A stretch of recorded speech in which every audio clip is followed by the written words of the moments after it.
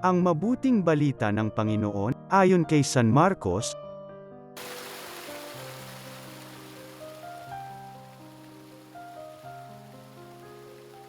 Noong panahong yun, dumating si Jesus sa Jericho, kasama ang kanyang mga alagad at marami pang iba. Nang umaalis na sila roon, may naraanan silang isang bulag na nakaupo sa tabi ng daan at namamalimos. Siya'y si Bartimeo, anak ni Timeo.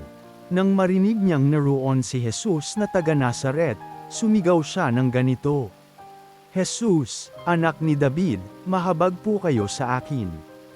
Pinagsabihan siya ng mga tao at pinatatahimik, ngunit lalo pa siyang nagsisigaw, "Anak ni David, mahabag po kayo sa akin." Tumigil si Jesus at kanyang sinabi, "Tawagin ninyo siya." At tinawag nga nila ang bulag. "Lakasan mo ang iyong loob," sabi nila. Tumindig ka, ipinatatawag ka niya. Iniwaksi niya ang kanyang balabal, paluksong tumayo at lumapit kay Jesus.